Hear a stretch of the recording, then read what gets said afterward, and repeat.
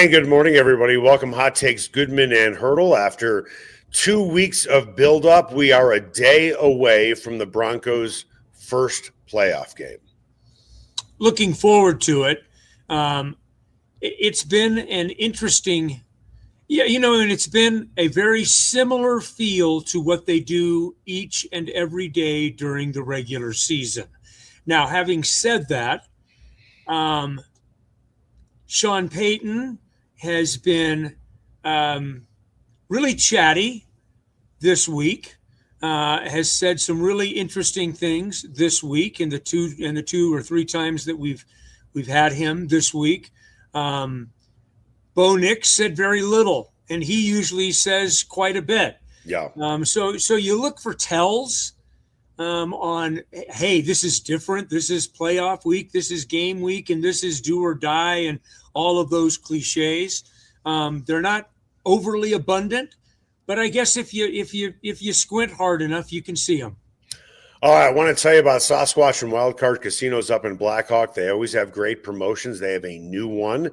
They're going to be giving away a pair of snowmobiles or nearly $18,000 in cash the weekend of February 20th. It's your choice what you want. Snowmobiles as a pair, or the cash earned daily entries with every locked up jackpot, or by redeeming players points with your player card. You can also earn a chance to win in their daily cash drawings every 45 minutes, 10 a.m. until midnight. I've been a part of those daily cash drawings, and it's very exciting to see if you're going to wind up winning. Sasquatch and Wildcard Casinos, loose slots, great promotions, outstanding food, a family-owned casino that treats you like family. Time now for the lead. The lead is presented by Sasquatch Casino, a family-owned casino that treats you like family. Excellent news on the injury front for the Broncos. JFM, full go. Dre Greenlaw, full go. On the flip side, Bills safety Jordan Poyer, cornerback Maxwell Harrison, out tomorrow, potentially opening up the passing game for Bo Nix, who has struggled against zone defenses for the majority of the season. He was great against the Packers, but overall he has struggled against zone defenses. In the meantime, NFL Network's Gennaro Felice picked the Broncos to beat the Bills and wrote this: the Jacksonville Jaguars averaged a whopping 6.7 yards per rush last Sunday. But Liam Cohn inexplicably stopped running the ball. Payton will not make that same mistake. Yesterday, Payton said this about sticking to the running game: I'll write it on the sheet. Run it. It's important. So for a guy who likes to get pass happy at times, do you think he will be able to stick to the script? I think so. And that's a fair question, because we've seen plenty of times when it hasn't happened, even when he has talked about the need for it to happen. But I think this is all about a 3-hour window in which you've got to make very quick decisions about how you are going to, about what the game plan is working or isn't working, and you've got to make those decisions quickly. But I do think that he will be perseverant in the run game. Look, when you look at Buffalo, there aren't many paths to beating them, and there haven't been for many years. Now, we can talk about the level of the roster, and is this the weakest or most vulnerable, susceptible team that the Bills have had in a while? And I would certainly listen to that. And Dennis Williams is going to be with us in the second hour of the second half of the show. He's a Buffalo guy. He'll be able to talk to that directly. But yes, I think that when push comes to shove, Sean is just looking for the path to win. The easiest path to, and it's not easiest, the best path to win is to continue to beat them down with the running game, the outside zone running game. And if you can do that, like Jacksonville did yesterday, you be able, now all of a sudden you can get a safety to sink closer to the line of scrimmage to help more against the run game. Then you can do things in the passing game, because it takes a guy out of their heavy zone It takes a guy out of their heavy zone in coverage to help with the run game, and now maybe you can do some things. So I think everything offensively for the Broncos is born from a good running game, a good outside running game. Let's turn back the clock 1 year. Was it your impression, your thoughts, that Sean Payton abandoned the running game too soon against the Bills in the playoffs last year? Well, they hit that big pass early to Troy Franklin. And that's not the question. Do you think he abandoned the running game too quickly last year? Well, yeah, in retrospect. Okay, I'm going to throw some numbers at you. You're going to love this. Now, he has done it throughout the course of his career as the Broncos head coach. No reasonable person would debate that. The first 30 plays last year for the Broncos against the Bills, how many runs, how many passes do you think there were? And the first 30 plays, let's go. I don't have any idea on that. I know, that's why I asked. I'll say that there were 15 running plays. And 15 passes. Yeah, there you go. First 30 plays. First 30 plays. I'll go running, passing. You're saying well, I'll go 18 passes and 12 runs. Because you realize you contradicted yourself. But ironically, if you were on a game show, you would have won the brand new car. There you go. Because in their first 30 plays, they ran it 15 times and threw the ball 15 times. Yeah. Let me take you through how the chronology of that. The Broncos were down 10-7 in the first half. At that point, they had thrown the ball 13 times and ran the ball 10 times. They were only down 10-7. The Bills start off the second half with a field goal. Now the score is 13-7. Broncos' first offensive series. Run, incomplete. They stuck to the run.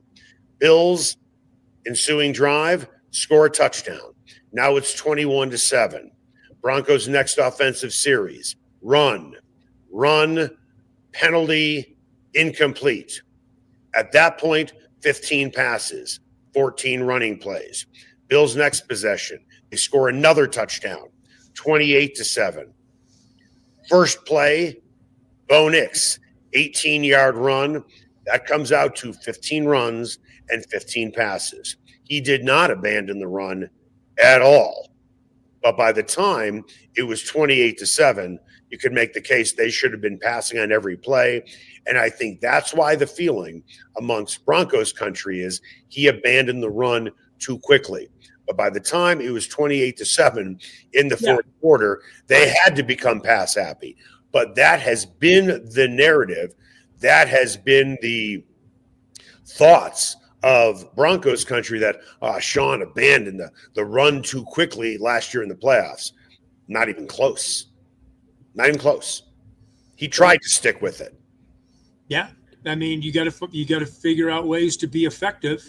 Is this I don't remember the exact metrics and dynamics of the Bills last year statistically. I would imagine they were a better team against the run than they are this year. They are 28th against the run in the NFL this year. So I think that in this matchup in particular,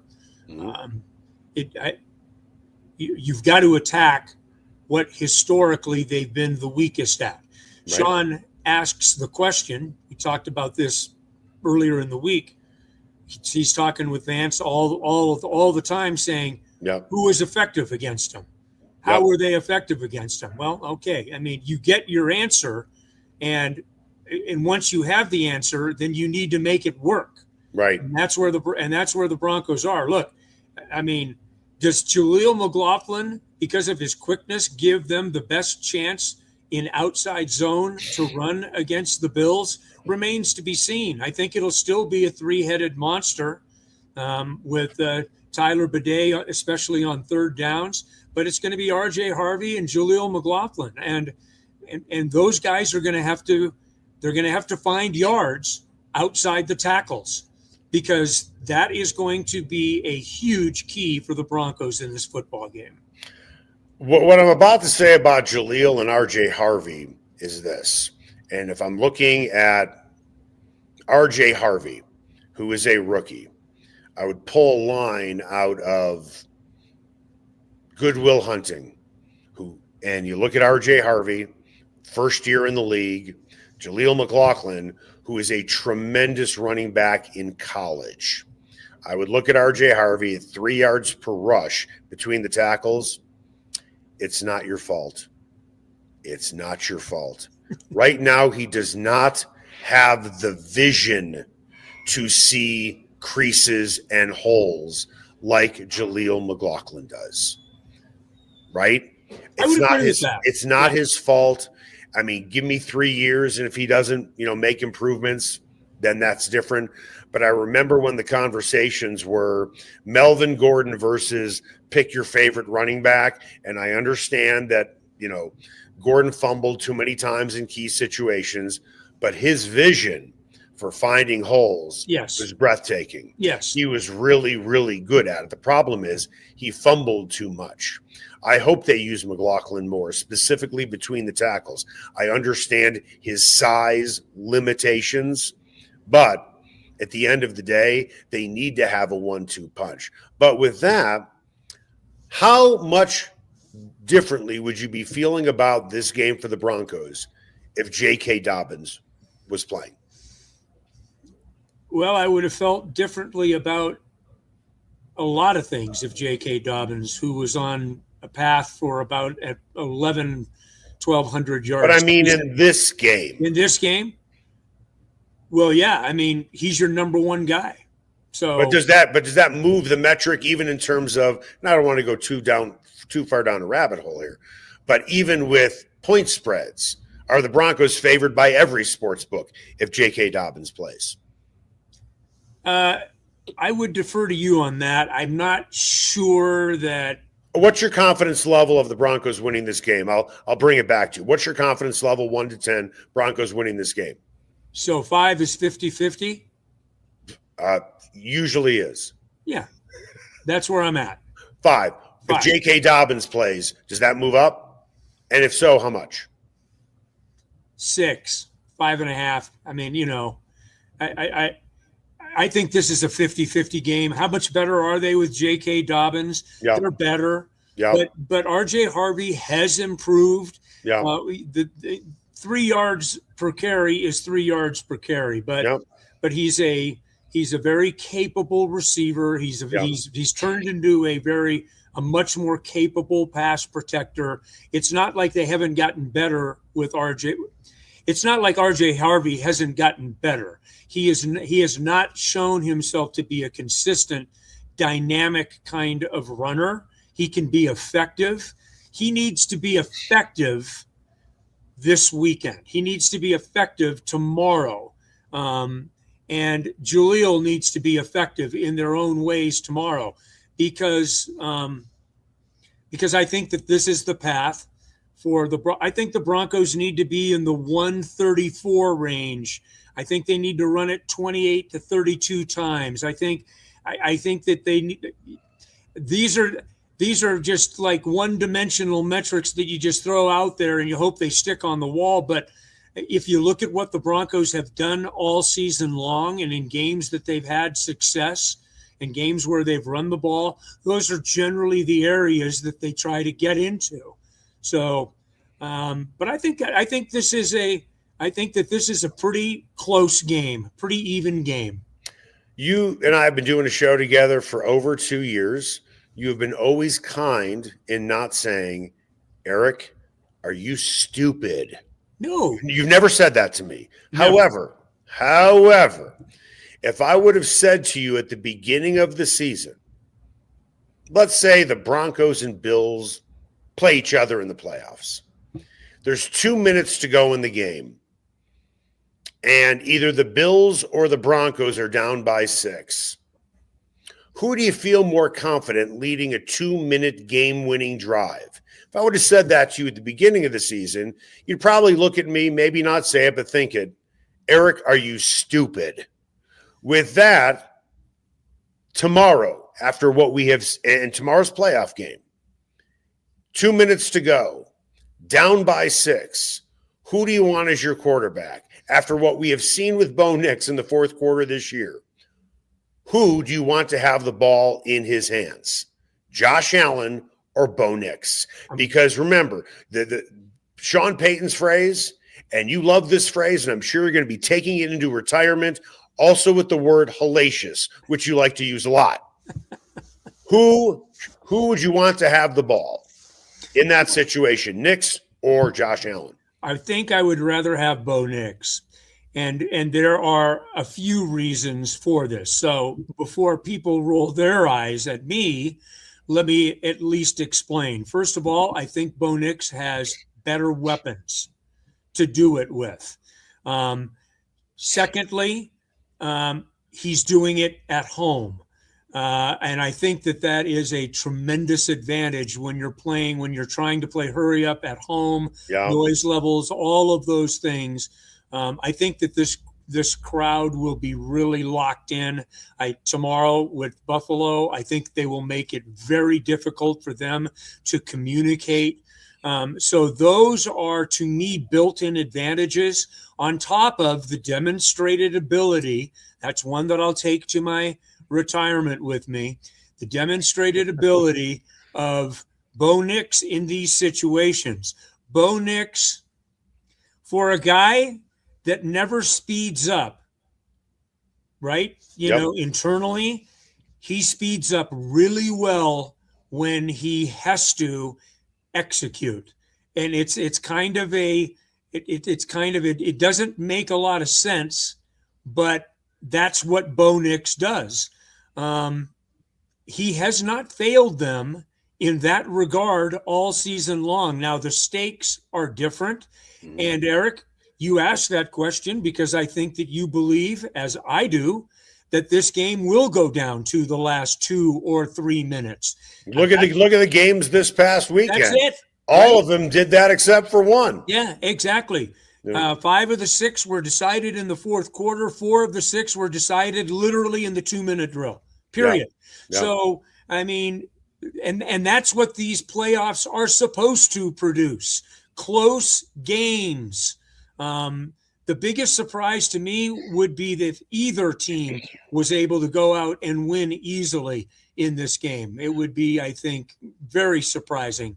So it sounds ridiculous, but I think that I will take the demonstrated ability in this season with all of the other ancillary things that go along with being at home and his supporting staff. I mean, I'm going to take Bo Nix in that situation. Okay, with that, let's be quick with this. Let's make some predictions this weekend. We're going to hold off on Broncos Bills. Dennis Williams, longtime Buffalo TV sportscaster, will be joining us next. But briefly, let's go through the other 3 games and what do you think will happen. Let's start it off with the night game tomorrow night, 49ers Seahawks. Who wins? Each of us get about 15 seconds. Well, I mean, if Drew Lock starts that game and he's taking number 1 stats, now everything that I've heard on the oblique injury to Darnold is that it's a minor issue, not a major one, then why isn't he taking number 1 snaps? I'm a little concerned about that. Seahawks win if Darnold can play and play normally, close to normal anyway.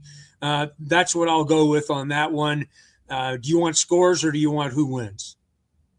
I really don't give a shit what your opinion is anyway. I just figured we'd fill time before Dennis comes on. Yeah, I like Seattle at home in that situation. As do I. With Sam Darnold, yeah. And Kenneth Walker's a really good running back. At the end of the day, the 49ers defense is not very good, and now they just lost George Kittle. And the Seahawks defense is damned good. Tremendous. Really tremendous. Good. Yeah. Okay. Yeah. With that, let's go to the games on Sunday, the early game, the Texans and the Patriots. I think this one is I think this one's a very intriguing, close game. Yeah. Houston's defense, look, New England has that kind of defense as well. But I think Houston has we talk every now and then about historic defenses. Yep. I think they've got a chance, if they get far enough, to have a defense that's described that way. Yep. I think it gives them a good chance to be in this game. But if push comes to shove, I mean, I've got to give some respect to the Patriots in what they've done. They haven't done it against the best that the NFL has to offer. But, I mean, I believe in what they're doing. So I give them a slight nod. Do you think the Texans score over 13 points? Because I don't. And they're going to lose. Okay. Remember, the Broncos defense, they gave up 10 points in the Super Bowl. But other than that, they gave up more than 13 points in the playoffs in the AFC. I think the Patriots are the best team in the AFC. Yeah. And I think that their defense holds a struggling Texans offense to 13 points or less. The night game, Rams-Bears. Well, since kickoff is going to be about 8 degrees. Yep. I just want to know how a team from LA travels to Chicago and plays in 8 degrees. Hell, no one wants to play in 8 degrees. No. And don't tell me that the Bears are better prepared for it because, you know, they live in Chicago. And I know that Ben Johnson's had them outside and this, that, and the other thing. Okay. The Rams are the better team in this game, but the better team doesn't always win the game. The Bears may have something going here, but they can't afford, I will say this, they cannot afford to get behind like they did against the Packers, against a team like the Rams, in my opinion, even in the cold. So I think even though it sets up for the Bears, I think I'll take the Rams even in a close one in this game. I think you are totally discounting all of the games that Matthew Stafford played in Detroit. Oh, wait. He played inside. Yeah. With that, one thing that could decide this game, it's not the offense of the Rams or the Bears offense or the defense of the Bears or the Rams defense. Outside of Dicker the kicker, the Rams special teams is simply dreadful. And it would not surprise me if special teams plays a major role in this, but I would certainly go with the Rams. With that, coming up next, longtime friend of mine, Dennis Williams. He and I worked together in Buffalo. We were both on TV. He is going to be joining us next to preview tomorrow's game. Sasquatch and Wildcard Casinos in Blackhawk have another incredible promotion. They'll be giving away a pair of snowmobiles or nearly $18,000 in cash the weekend of February 20th. It's your choice what you want, the 2 snowmobiles or the cash. Earn daily entries with every locked-up jackpot or by redeeming points on your player card. You can also earn a chance to win during their daily cash drawings every 45 minutes between 10 a.m. and midnight. Sasquatch and Wildcard Casinos, loose slots, great promotions, great food, and a family-owned casino that treats you like family.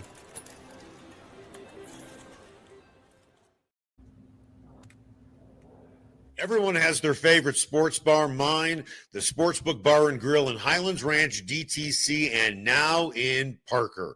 All their locations are everything a sports bar should be. An upscale menu with 12 different burgers, outstanding wings, and my favorite, the Philly cheesesteak egg rolls. They've got every game on the NFL Sunday Ticket, MLB Extra Innings, NHL Center Ice, NBA League Pass, plus soccer, rugby, and UFC. Sportsbook, great hangout bar, great for private parties. The Sportsbook Bar and Grill in Highlands Ranch, DTC, and now in Parker. They are the sports bar. Ferguson's Heating and Cooling is the best in Denver, and their customers agree.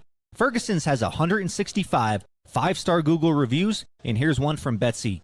Highly professional, prompt, and honest. I switched to Ferguson's when I became aware my former company was trying to sell me a whole new system I didn't need. Ferguson's is an honest, working, family-owned business that'll give you a fair price, the highest quality parts and equipment, and they always show up on time. You can trust the Ferguson family like you trust your own family. Go to fergusonsheatingandcooling.com. Everyone has their favorite barbecue spot. Mine, Smokin' Dave's Barbecue and Brew. My favorites, slowly smoked ribs, smoked corned beef Reuben, smoked meatloaf with a portobello balsamic cream sauce. And don't forget about Smokin' Dave's 16-hour smoked brisket and pork with one of their 4 homemade barbecue sauces. Great sides, you bet. Barbecue beans made with pork and brisket and their southern corned beef. Man, you got to try it. Plus, they have amazing non-barbecue entrees on the menu. Go where I go, Smokin' Dave's Barbecue and Brew in North Denver. Ever wondered where city and county fleet vehicles go when they retire? Now's your chance to find out and score big. Imagine driving away with a great deal on a reliable vehicle. For over 45 years, Roller Auction has been the trusted source for government fleet vehicles and equipment. Trucks, SUVs, sedans, and more, all selling to the highest bidder. Don't miss out. Visit roller.bid/hot takes to get auction updates today. Your next vehicle could be just a click away. And welcome back. Hot Takes, Goodman and Haertl. Time now for What's Trending. What's Trending is presented by Ferguson's Heating and Cooling. Your family should trust the Ferguson family for all your heating and cooling needs, and you'll see why they have over 165 5-star Google reviews. Make an appointment today at fergusonsheatingandcooling.com. Okay, I want to bring in a longtime friend of mine, longtime sportscaster in Buffalo, New York. He and I worked there at the same time. Full disclosure here, I didn't think he was very good on television. Dennis, I hope you're better on this podcast. So do I, dude. And that's a long time ago. I don't think you want to tell your listeners how long ago that was, but it was a lifetime ago that we were in Buffalo. With that, there was a great saying that 2 things can be true at the same time. So tell me if this is applicable to the Bills. This is the Bills' worst roster for Josh Allen over the last 6 years. Yet, this is likely his best chance to get to the Super Bowl. Yeah, I totally agree with that.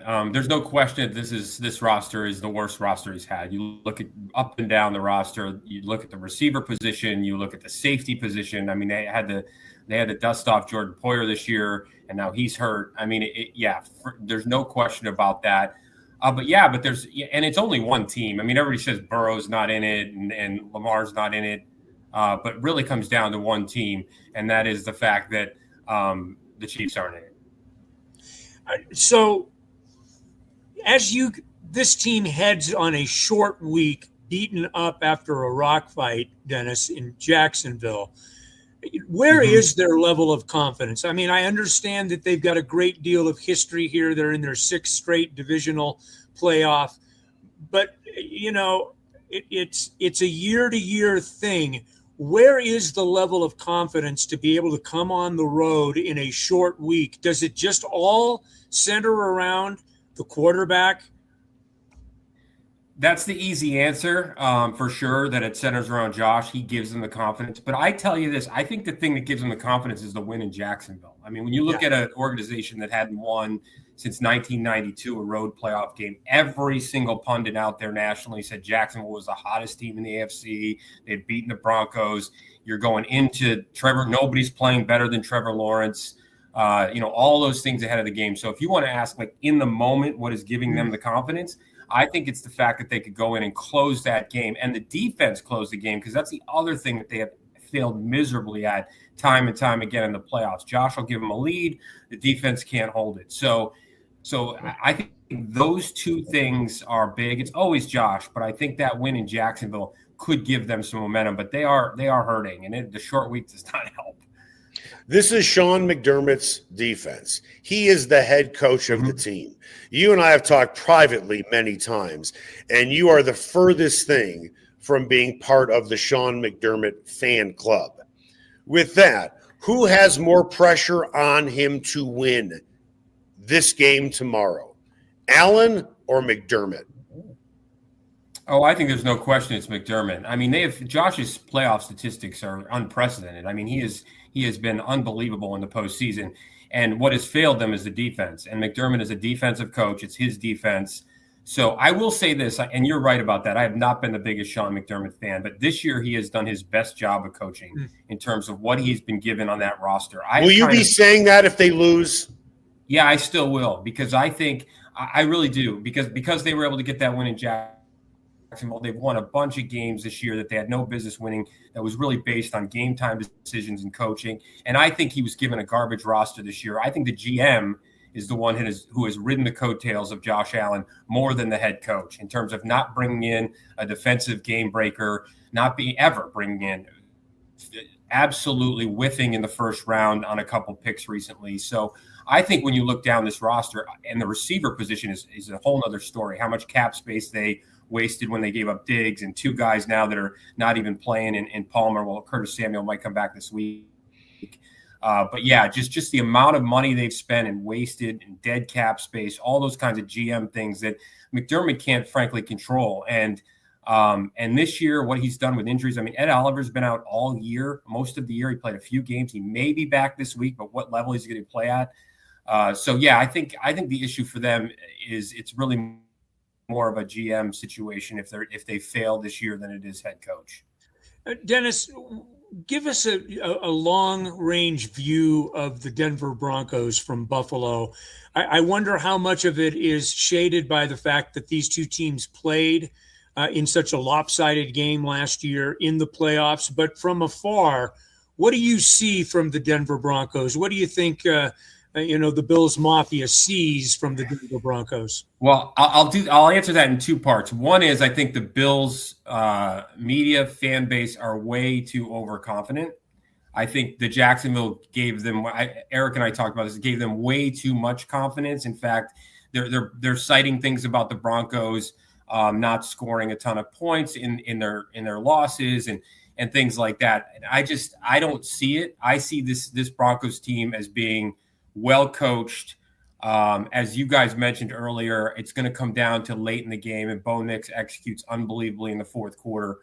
They have been terrible against the run. Sean Payton exploits weaknesses, so I think they could exploit the Bills' defense in the running game, and certainly they're going to exploit the safety issue on the Bills' defense at some point in this game. So, yeah, I'm a little concerned, and the short week concerns me. So I think that's twofold. I think the Bills are overconfident from a fan base standpoint, and I definitely have my concerns. If the Bills win a Super Bowl, would you be willing to jump from a balcony onto a table and crash through it? Yeah, as long as that table wasn't on fire, because there are people that jump through tables that are actually on fire. I will draw the line at that. I will jump through a table, but not one that is bursting into flames. How's that? Can we make that deal, Eric? I just want some video of it. I need some proof that you are willing to do this at your age. Right on. I'll do it. I'm in pretty good right. shape. You heard it here first, Bruce. He's jumping through a table. I'll do it. I don't know if I'm going to keep him to that or not. We want to keep him around as much as we possibly can. Yeah. What do you got, Bruce? James Cook. The fact that this guy is the leading rusher in the National Football League, he has a little bit of a glitch last week against a Jacksonville defense. You talked, Dennis, about the confidence that this team has gained by what they did in Jacksonville. Part of it has to come from the fact that they weren't able to run the ball in the typical fashion that they like to run the ball with James Cook. I expect James Cook exhibit A this weekend, and I think that it will be I think it'll be a real point of emphasis to make sure that he gets going, because the one thing that the Broncos defensively, every now and then, it's rare, but every now and then a good running attack can set the tone against this Broncos defense. Well, and that'll set up the play action game, and that'll be huge for Josh. I expect a lot of 2 3 tight end sets in this game. I mean, one of the things you have to remember about the Bills is, as important as everybody says these receiver situations are, their receivers haven't been important all year. James Cook's 1, the tight ends are 2, and receivers are 3. So, receivers being banged up. Shakir's healthy. He's their number 1. He got 12 catches, 12 targets last week.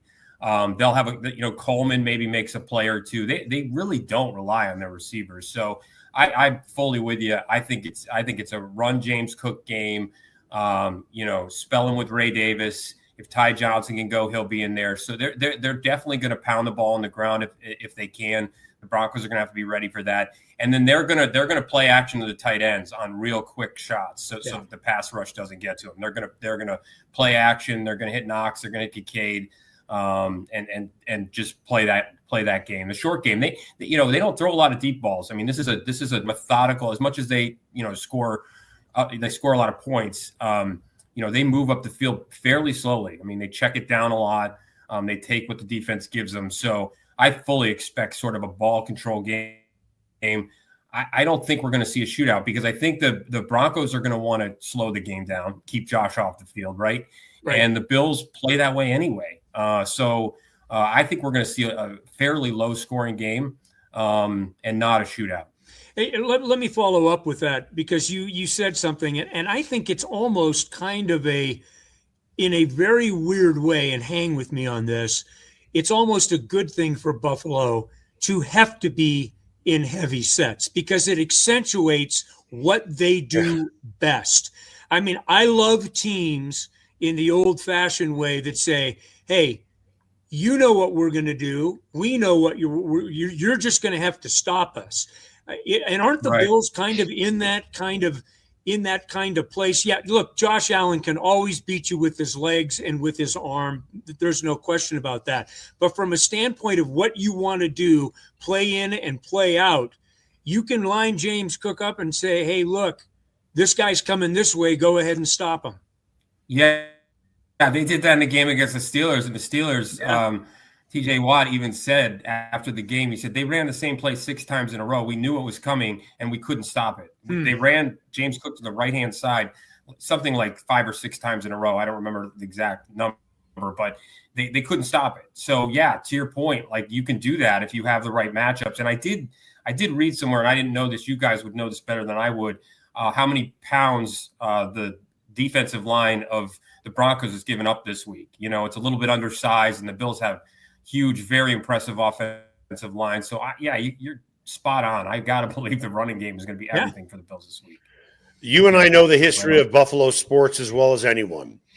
Buffalo sports teams are like Pigpen from the cartoon Peanuts.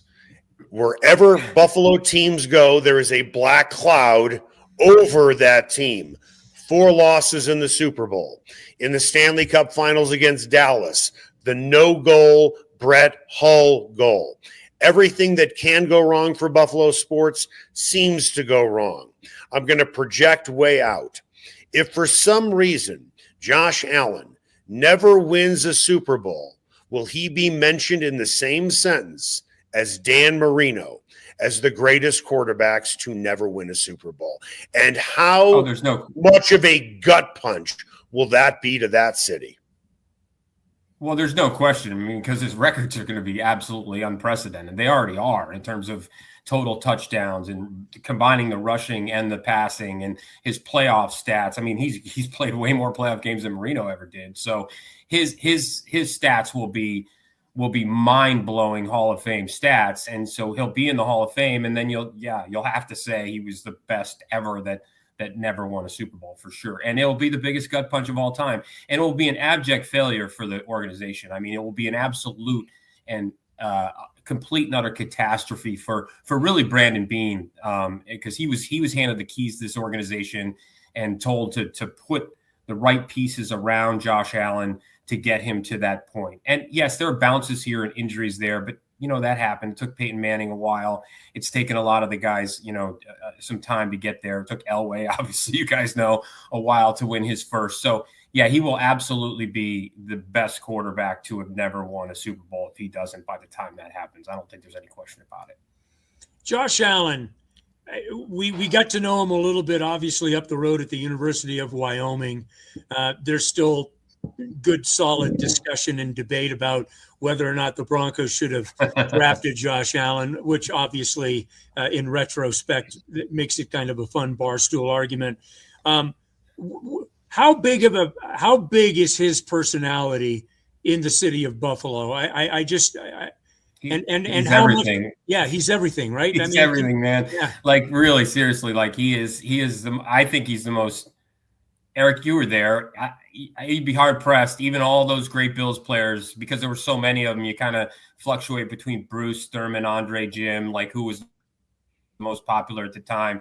There's no question over this generation who the most popular is. You're never going to really put a Buffalo Sabre ahead of a Bill. So I mean, he's got to be the most popular player of all time in that town. And just look at the track record of what they've done the last 6 years. And nobody ever pins it on him, in terms of what happens. But your legacy is only as good as your last game. If he goes out and throws a couple picks this week or has a really bad game, it's awful to say this, but all that other stuff you did goes down goes down. So it's a tough one. It's a tough position to play because your legacy is only as good as your last playoff game, and they've ended the wrong way the last 6 years. So we'll see what happens on Sunday or Saturday. Gosh, all right, let's go around the horn, Bruce. I'll start with Dennis, then you go next. Sure. Dennis, who wins the game and why?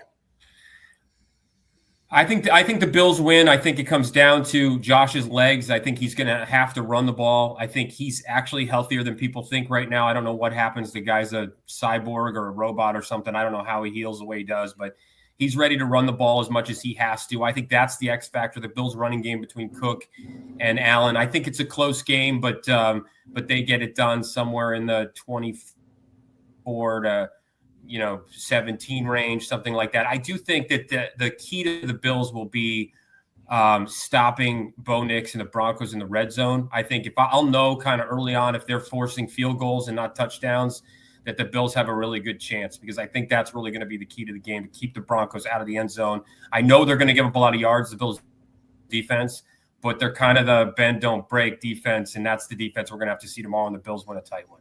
Yeah, well, I mean, that's a pretty good take, because the Broncos over the last couple of games that they've played have had real issues in the red zone, but they haven't had those issues most of the season. And I think that this is going to be, I think there's a couple of factors here that are real. And Josh talked about this earlier this week because he knows this. Altitude is a real thing. It is a real thing. There is no question about it. And this environment, I think, will be very difficult for an opposing team to play in. Now, the one-off is what Jacksonville did. And not only did Jacksonville come in and win here, they came in and dominated here. So you do have an example, pretty recent, about their failure. And I will say this, it has been a very conservative approach that Sean Payton has taken over the last few weeks of the season. I think I think he fires from the hip. The biggest question for me is does he run the football, and does he do enough to run the football? I think he's going to, and I'm going to take the Broncos in a very close game here. I'm going to go in the 20-17, 23-20 kind of realm. That sounds like a lot of points for the Broncos to score, but I think they have that capacity. All right. I'm going to take a page out of my favorite comedian's book, George Carlin. I'm going to give you a partial score. Broncos 23. Dennis, thanks so much for joining us this morning. Thanks, guys. A lot of fun. You were awesome. With that, this has been Hot Takes with Goodman and Haertl. Make it the best possible weekend you can.